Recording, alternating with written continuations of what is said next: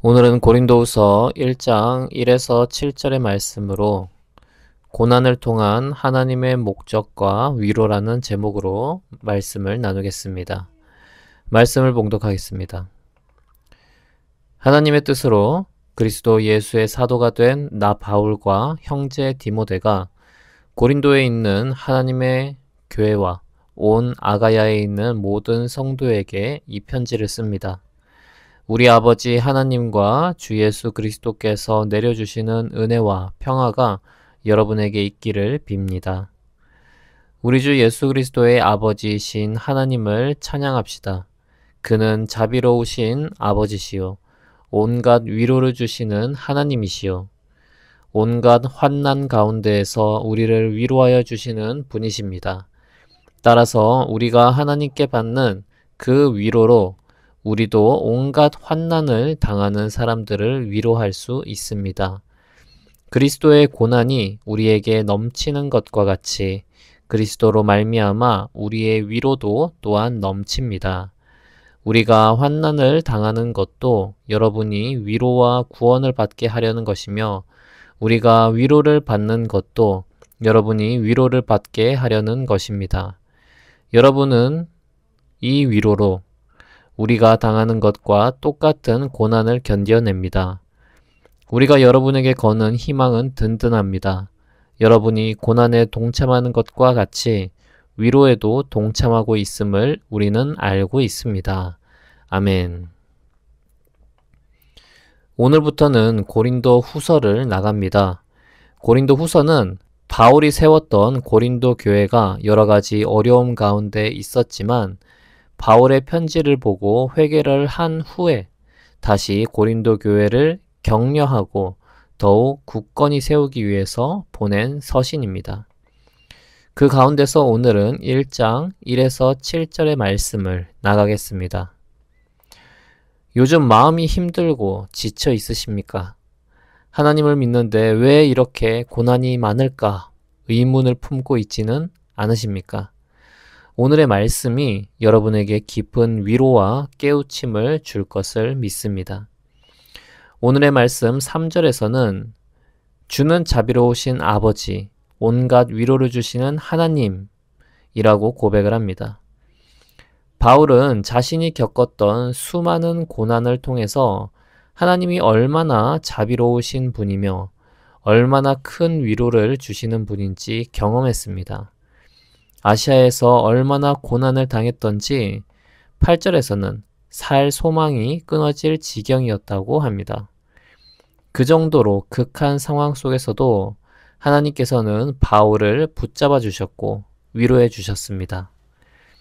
요셉도 가족들에게 배신을 당하는 고난의 삶을 살았습니다. 형들에게 팔리고 노예로 살고 억울한 누명을 쓰고 감옥에 갇힌 생활을 10여 년 했습니다. 인간적으로는 인생이 끝났다라고 생각할 수 있지만 하나님께서는 요셉을 단 한순간도 떠나지 않으시고 함께 해주셨습니다. 마침내 요셉은 이집트의 총리로 세워졌고 가족과의 관계도 화해로 마무리되었습니다. 이 모든 과정 가운데 하나님의 자비로운 손길과 위로가 있었습니다. 마찬가지로 하나님께서는 하나님의 자녀인 우리가 고통받는 것을 결코 그냥 두고 보지 않으십니다. 우리가 힘들 때 가장 먼저 찾는 사람은 누구입니까? 부모님이나 친구나 배우자가 아니라 하나님이 되어야 하겠습니다. 물론 부모님이나 친구나 배우자가 고통을 이해하고 위로해 줄 수 있습니다.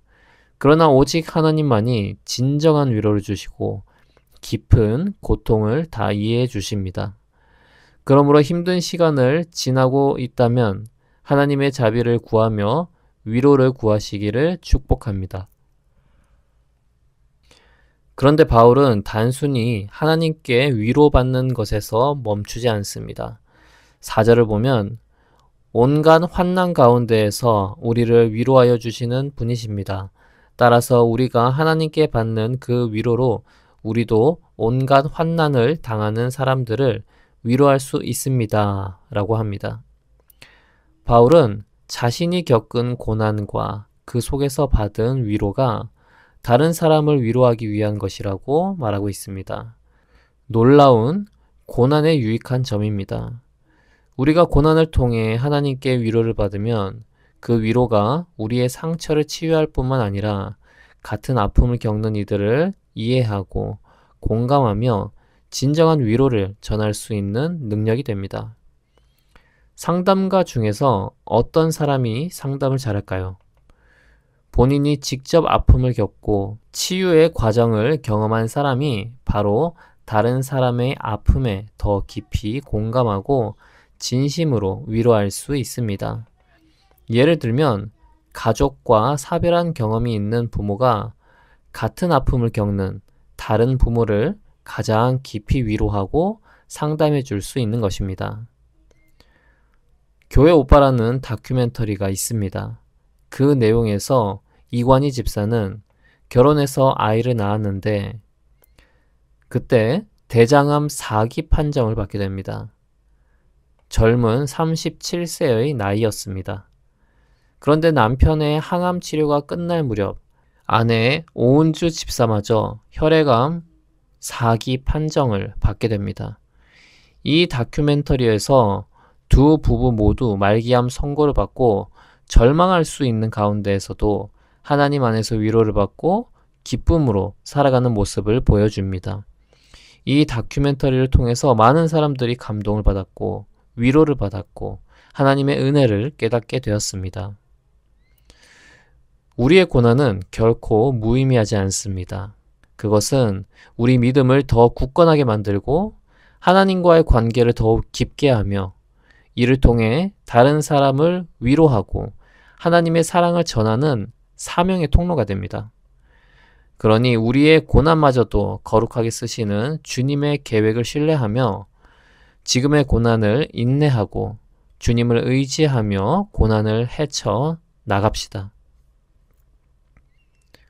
그리고 바울은 그리스도인들이 당하는 고난이 단순히 개인적인 고통이 아니라 그리스도의 고난에 동참하는 것을 말했습니다. 그래서 5절에서는 그리스도의 고난이 우리에게 넘친다라고 표현했습니다. 당시 고난당하던 성도들에게 그리스도의 고난이 있다고 말한 것입니다.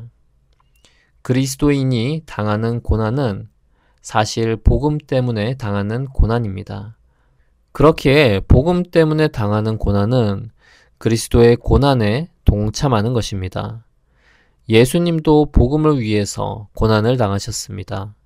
그와 마찬가지로 우리가 복음을 위해서 고난을 당하는 것입니다. 여기서 놀라운 진리는 고난이 심할수록 하나님의 위로도 더욱 깊어진다는 사실입니다. 마치 로마서 5장 20절에서 죄가 많은 곳에 은혜가 더욱 넘치게 되었습니다 라고 말하는 것과 같습니다. 그렇기에 고난이 많은 곳에 눈물만 있는 것이 아니라 위로도 넘칩니다. 이스라엘 백성들이 이집트를 탈출하여 광야를 40년 동안 방황했습니다.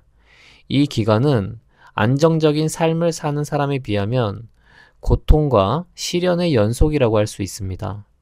배고픔, 목마름, 전쟁의 위험. 하지만 그 광야에서 하나님께서는 만나와 메추라기로 먹이시고 반석에서 물을 내어 마시게 하셨습니다. 밤에는 불기둥으로, 낮에는 구름기둥으로 인도해 주셨습니다. 가장 고통스러운 광야의 시간 속에서 이스라엘은 하나님의 기적 같은 위로와 보호를 가장 깊이 경험했습니다. 하나님은 고난을 통해 우리를 강하게 하시고 궁극적으로 하나님의 영광을 나타내십니다. 그러니 고난을 너무 두려워하지 맙시다. 고난을 통해 일하시는 하나님을 바라봅시다. 그리스도와 연합된 고난은 더욱 풍성한 위로로 이어지며 이는 하나님의 변함없는 사랑과 보호하심의 증거가 됩니다. 지금 삶의 고난을 겪고 계십니까? 하나님이 자비로우신 분이고 우리를 깊이 위로하시고 구원하신다는 것을 반드시 기억하시기 바랍니다. 하나님이 주신 고난은 무의미한 것이 아닙니다. 우리를 더욱 견고하게 하고 나아가 다른 이들을 위로하고 섬기는 사명을 위한 축복의 통로가 됩니다. 기도하겠습니다. 하나님 아버지, 주님의 백성으로서 주님의 자녀로서 겪는 고난들이 있습니다. 모든 것을 주관하시는 주님께서 우리에게 주시는 고난마저도 선하게 사용하신다는 것을 기억해야 하겠습니다. 고난 가운데에서도 주님은 위로를 주며 더욱 주님과의 교제가 깊어지고 은혜를 누릴 수 있게 하십니다. 더불어 우리의 고난이 다른 이들에게 위로를 줄 수 있고 생명을 살릴 수 있는 귀한 통로가 됩니다. 이 모든 것을 믿고 지금 고난 가운데에서 주님의 선하심과 주님의 자비하심과 주님의 놀라운 섭리를 믿고 인내하며 나아가게 하여 주시옵소서. 예수님의 이름으로 기도합니다. 아멘.